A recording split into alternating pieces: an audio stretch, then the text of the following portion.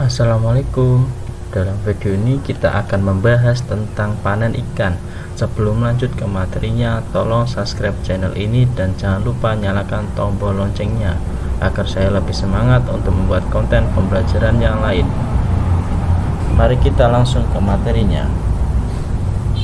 Dalam kegiatan pertanian atau perikanan atau peternakan dan tanaman, panen adalah kegiatan mengumpulkan hasil usaha dari lahan budidaya. Istilah ini paling umum dipakai dalam kegiatan budidaya dan menandai berakhirnya suatu kegiatan di kolam. Pelajaran pemanenan ikan merupakan salah satu terpenting yang harus dikuasai oleh siswa maupun pengusaha budidaya ikan. Penguasaan pengetahuan dan keterampilan pemanenan akan meningkatkan pendapatan budidaya ikan.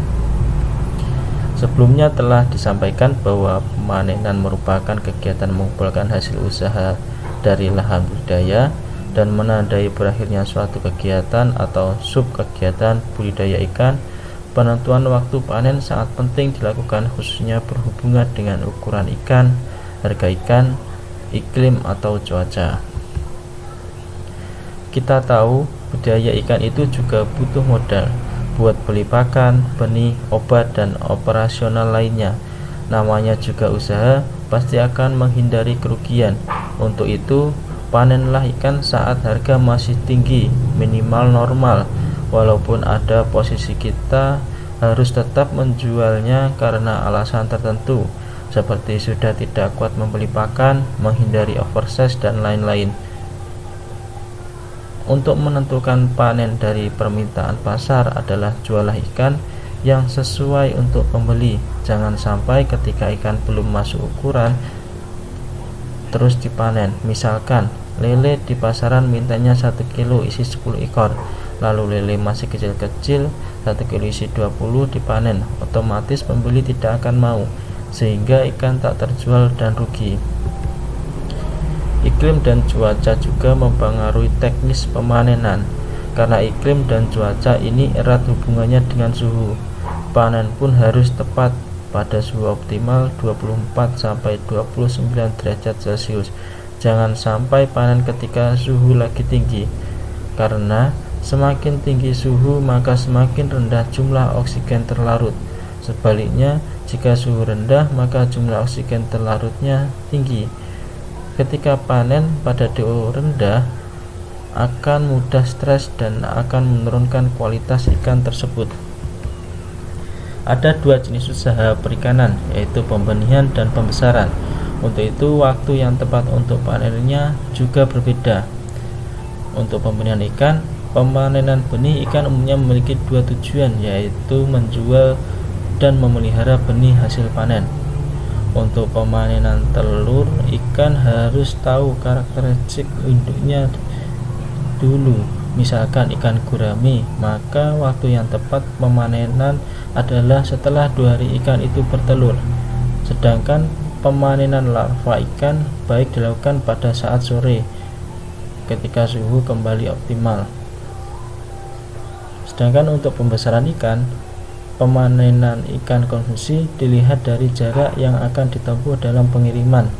Ketika jaraknya jauh, maka bisa dilakukan sore hari, dan ketika jaraknya dekat, bisa dilakukan malam hari. Persiapan panen. Persiapan panen dilakukan untuk meminimalisir risiko dalam proses pemanenan. Persiapan pun dibagi menjadi dua, untuk ikan yang jual hidup atau untuk ikan yang dijual mati tapi dalam keadaan segar. Ikan yang dijual hidup membutuhkan pemberokan atau pemuasaan terlebih dahulu agar ketika dalam pengiriman ikan tidak buang feses dan akan meracuni ikan tersebut. Karena sifat feses ikan atau kotoran ini ketika bereaksi dengan air akan menimbulkan amonia. Sedangkan untuk ikan yang dijual mati segar, sebelum panen harus disiapkan dulu es batu dan wadah. Wadahnya bisa styrofoam atau drum plastik, asalkan ada tutupnya. Ketika ikan yang dimasukkan dalam wadah dan ditambah es batu akan menghambat proses pembusukan, sehingga ikan akan awet segar. Untuk tata cara panen, yang pertama, buang air sebagian, jangan sampai habis. Hal ini bertujuan agar ikan tidak stres ketika ditangkap. Jika airnya habis, ikan akan mengalami gesekan dengan dasar kolam dan bisa menyebabkan luka. Yang kedua, gunakanlah alat panen yang baik. Jangan sampai merasa jago menangkap ikan, kita memanen dengan tangan kosong dan akhirnya memperlambat proses panen. Karena semakin cepat proses pemanenan, semakin bagus kualitas ikannya, dan berlaku sebaliknya. Setelah panen, kita akan melakukan packing dan pengiriman. Packing ikan sesuai kebutuhan. Jika ikan membutuhkan oksigen tambahan, berilah oksigen tambahan. Bisa pakai tabung oksigen atau yang lain. Jika butuh cairan karantina, berilah cairan karantina. Biasanya ini menggunakan air ketapang untuk ikan hias.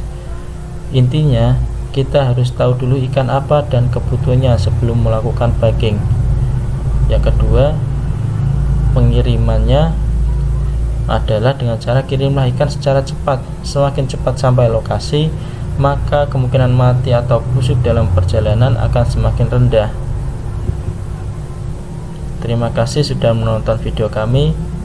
Kita berjumpa lagi dalam video-video selanjutnya. Wassalamualaikum warahmatullahi wabarakatuh.